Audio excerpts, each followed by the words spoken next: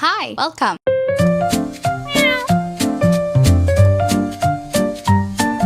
2 years ago, I turned the camera on my phone and pressed record. And my life changed forever, I think. In just 2 years, I went from randomly picking up my phone to just record whatever comes into my mind to actually being present every day in your lives, vice versa. You're present every day in my life. And by you, I mean my community and the community I built in those 2 years on social media. All while trying to balance chronic illness, social media pressure, my introvert energy. People who know me in real life know I'm an introvert, certified through and through. Today, I want to share the true story, not the polished version you guys see or have concocted in your heads, behind the scenes of growing on social media, and hopefully I can guide some of you who want to start. I can give the rest a peek into this life. This is a very open heart episode. This episode is not scripted. I have some notes, but it is not scripted. This is my experience, and I hope in a few years when I look back at this episode, I can see the evolution. I feel like the one word that really describes these past 2 years for me on social media is the word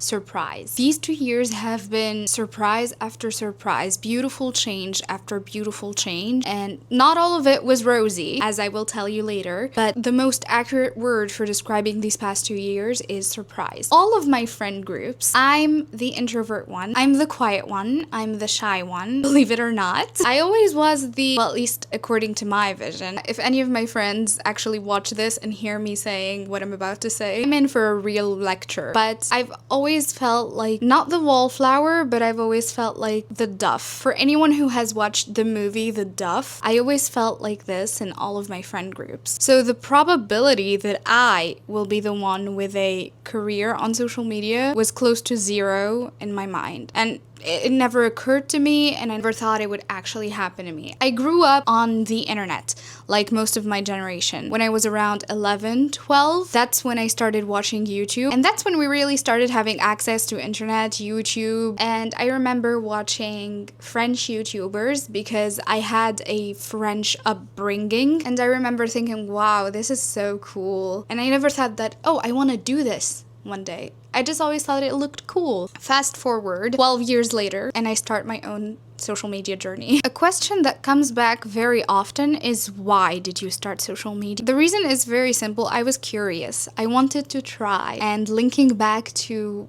the previous episode, I tried something and it worked. I think it worked. I don't know, you can be the judge of that. I remember when I posted my very first piece of content, it was a get ready with me voiceless video on TikTok. And I remember posting it because that's what I liked watching, but I didn't have the courage yet to talk to people. So those first few videos of me on TikTok were just silent get ready with me's, I think, or lip syncs. But very fast, I realized that's not what I want to do, and I want to talk. I'm a talker.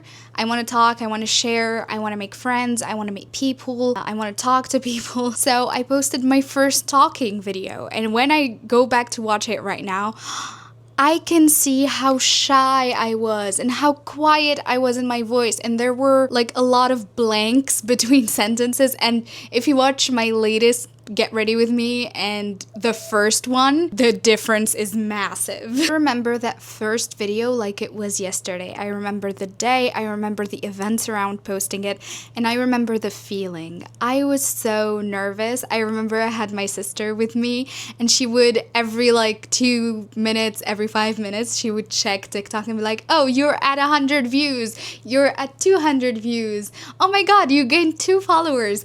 I mean, to be honest, in this journey, oh my god, I'm going to start crying. The person who has been by my side from day one was my sister, and she still is. Yeah, let's not cry. Let's not cry on YouTube. And now I'm talking to you about my early posts so we can analyze together what flopped and what worked, and at what instant it clicked and I realized what my niche was, if we can call it that. So as I said, when I first started, I started doing things that I liked to watch, but weren't necessarily me. They weren't necessarily my character, my personality. The minute I started sharing and the minute I started being transparent, that's when I started growing an audience. And that's when I got what I was looking for on social media, which is sharing. Me sharing my experience with you and you sharing your experiences with me. And I think that's what people, consumers, are missing on social media. They are missing authenticity. They are missing transparency. And as a consumer, before a creator, I can say this with absolute confidence. We miss authenticity on social media because that's how it started. And I remember when I used to watch those YouTubers back in 2012, 2013, it was so simple. They had a phone, very bad lighting, but they had the spirit and they had the passion, and that's why it worked. And now the field is way, way more competitive, and everyone thinks that they need to do the same thing in order to fit in, which in my opinion, and I am no marketing analyst or social media expert, but you need to stand out, and how you stand out is with your personality. People want to see you. They don't want to see the same content every day. I remember my first viral video.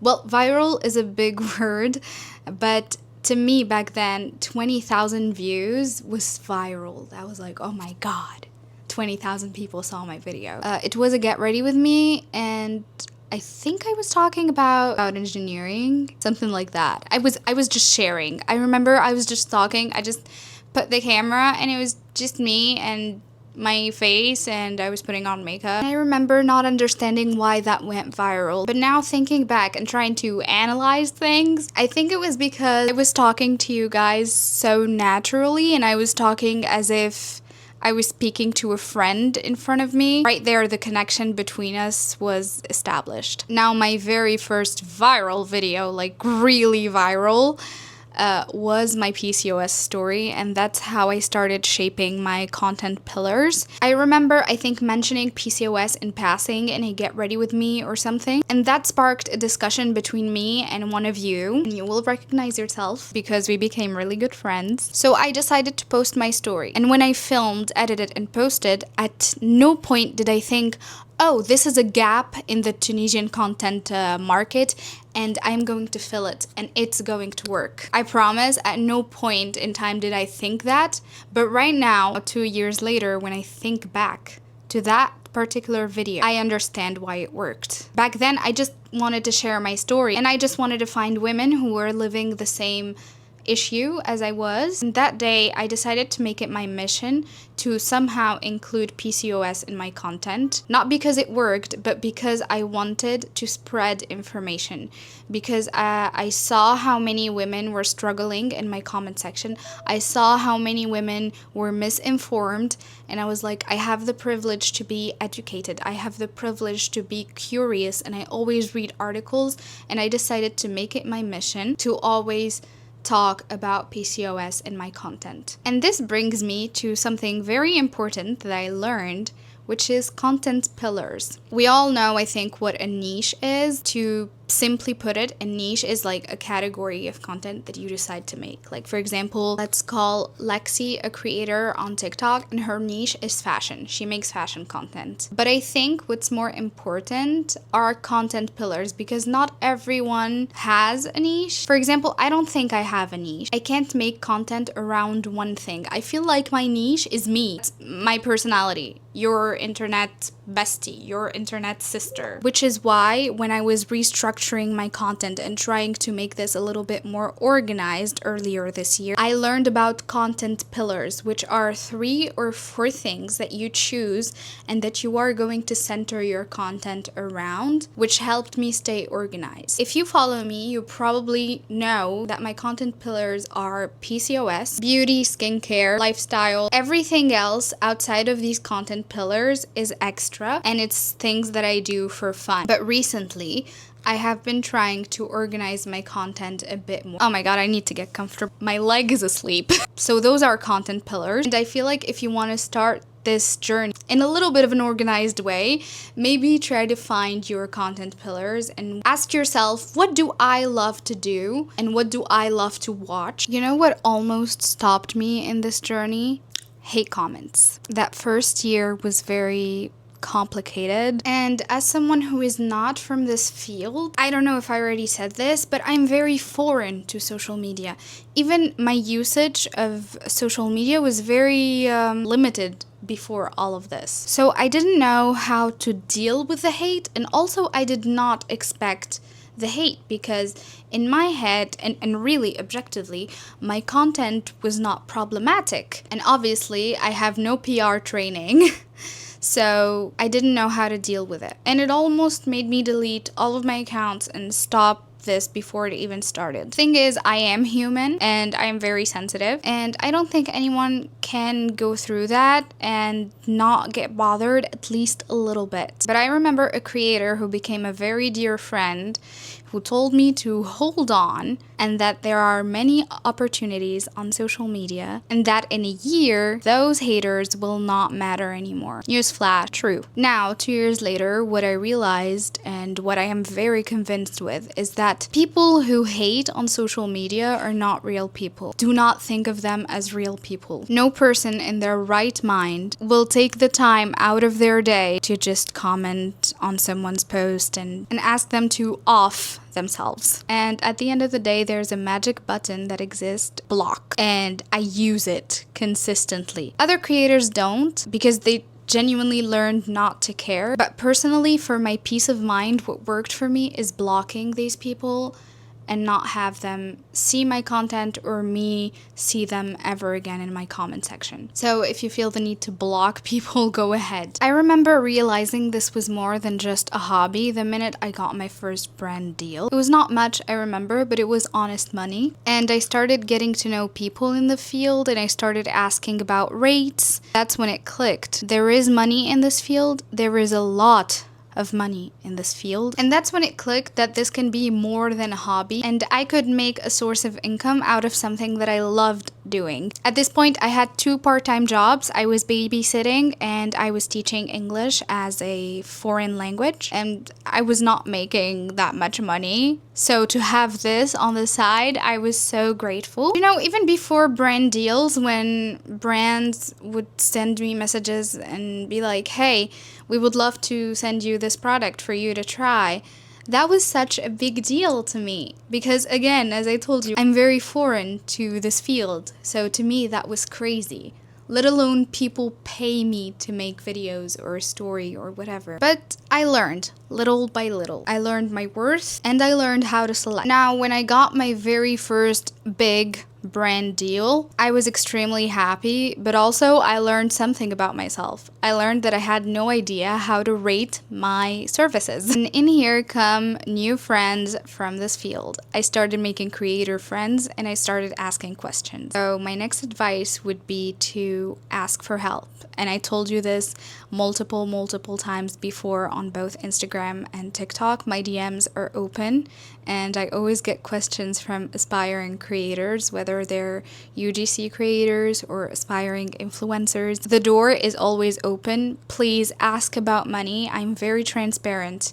And we all should be very transparent, because me, as an example, since I didn't know how much I should get paid, I asked for too low a price. And this is valid for any field, by the way. This is also why I'm a huge advocate for money and salary transparency. If I ask too low of a price, this can harm other creators. I don't know if I made my point very clear here, but anyway, my DMs are open. Please feel free to ask me. As young creators, I think it's okay to accept free gifting in the beginning, so brands can actually see you. They see how you present products, but at a certain point, start fixing a price for yourself. And while we're talking about brand deals, what I learned is that it's important to draw boundaries. When to accept a brand deal, when to refuse one, where do you draw the line? And this is specific to every creator. It's very personal. Personally, for me, I draw the line at non-ethical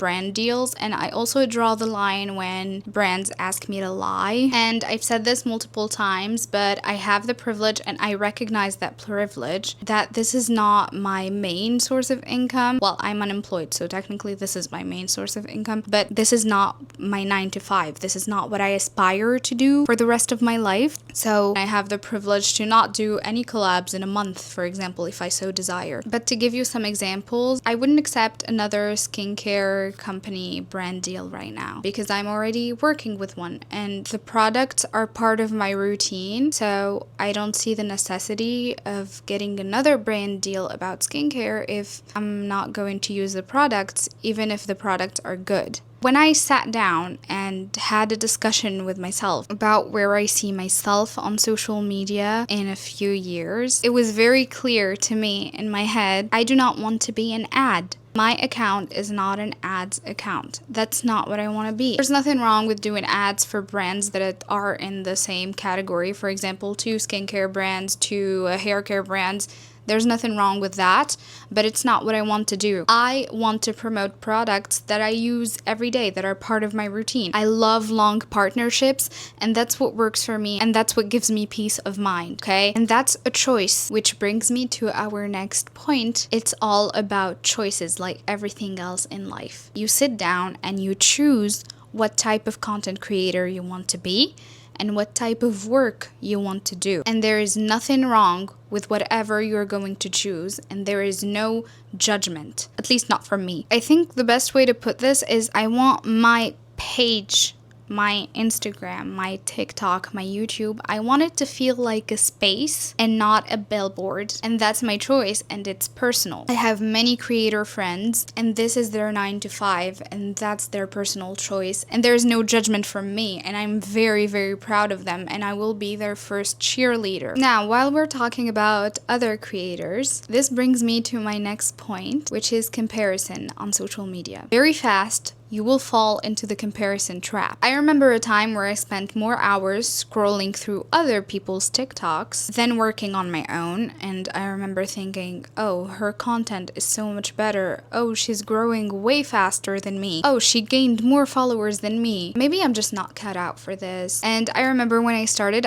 filming with my old iPhone. I remember the camera was a little bit shattered in the front and my screen was completely shattered and I had no storage, and that's what I started with, by the way, and I spent a whole year with that phone working with it on social media. And I remember thinking multiple times that I'm not cut out for this, that maybe I should stop, that my video quality is horrible. But let me tell you this. Other creators, what they post, that's a highlight reel. They post their best moments. Every one of us on social media post our best moments. But our brains compare those best moments to our behind the scenes, which is why I'm calling this a comparison trap. You should focus on your content, focus on your community, and completely ignore the rest. Ignore the numbers, ignore the number of followers, ignore the number of likes. I think modern day social media has really blinded us, because in what world is 200 people a small number? 200 people is a lot of people. Imagine speaking in an auditorium with 200 people. And I fell into this trap too, and I still do.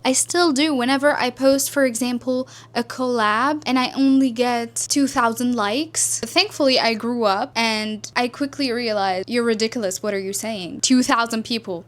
That's a small town. And I think what also comes directly with the comparison trap is falling into that spiral of creating content that you think people want instead of creating content that you actually enjoy. And believe me when I tell you this, what works is the content you enjoy, the content that you actually enjoyed making. And I think it's very easy to feel like you're behind, but as I said in the first episode, you're on your own timeline and you're actually not behind anyone. And as cliche as this will sound, what's for you will come to you, and what's for them is for them. As simple as that. And really, you can't rush success. Those overnight hits rarely last, and real success is very slow and it requires hard work. Social media is no engineering, but it still requires hard work. Whatever field you want to succeed in, you need to work hard. That's a fact. Especially in the beginning, in the becoming phase. The becoming phase is very hard and it's very hit or miss. But even after that, when you're an established creator, it still requires hard work. It requires consistent work. Frankly, I'm slacking. And I feel like I'm slacking constantly. I don't know if you followed, but I recently went on a brand trip with a few established creators that I say hi to if they're watching. Highly doubt it, but hi anyway. And I witnessed their work ethic. You can agree, disagree with them on principles, morals, partnerships, whatever, but you can't deny their work ethic. I saw their dedication to social media. They're constantly editing, they're constantly filming, they're constantly posting. Everything is content. Everything can be used for content. Everything is thought through and they're having fun while doing it. So this is why I'm saying it takes a little bit of work to get where you want to get. And why did I say that I feel like I'm slacking? Because social media requires consistency. And now don't misunderstand me. I said consistency and not quantity. In my personal opinion, 2-3 posts a week that are good quality content. And I mean not just the filming quality or the lighting, I mean the heart of your content. That's so much better than posting nonsense every day. I feel like right now I'm doing a little better, but before it was a little complicated for me to be consistent. As I said in the beginning, I'm battling chronic illness and mental illness, so it's not easy for me to do day-to-day tasks. So navigating social media and the pressure of having to be constantly present or you're forgotten by the algorithm, it was very hard and the burnout, very real, which is why I want you to set your boundaries. I want you to set a day where you don't look at your phone, a day where you don't even open social media. And I want you to sit down and jot down your ideas and not let the pressure get to you. Because what happened to me is I got so burnt out, I spent 3 months away from social media and I didn't post any content. These were the months where I was in Canada for my internship, which is a time in my life where I should have made so much content. I was in a foreign country, I was happy, I was going to work every day. So in theory, this was a time where I should have made the most out of my content, but instead I was so burnt out that I stopped posting altogether. A system that I feel works for me now is I pick one day out of the whole week and I put down all of my ideas. I don't have to make extra effort to come up with ideas and I just take my phone or my camera and film that. I don't do this every week, but it kind of helps. Going to therapy helps too. Medication helps too. I feel like burnout is the one mistake I made and that I want you guys to avoid. So please, please, please do not put pressure on yourself. You started this for fun. You're trying something new. It can work out. Also remember, it can flop and that's okay. And you can try something else. And you can keep reinventing yourself. And no one is there to stop you. If social media were to disappear tomorrow, I think the one thing it would leave me with is that connection doesn't have to be face-to-face. My biggest treasure right now is my community. I am so attached to you guys. I talk to you every day. I think about you every day. Hello, Marie. There are some of you that started supporting me when I only had, I think, 2,000, 3,000 followers that I know by name. You share your life events with me.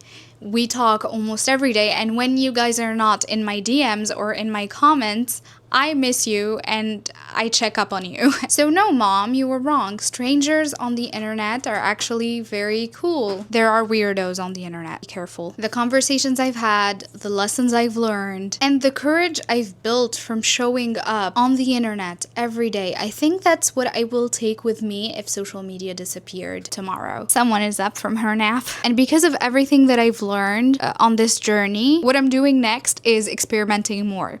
Because I started this with no plan.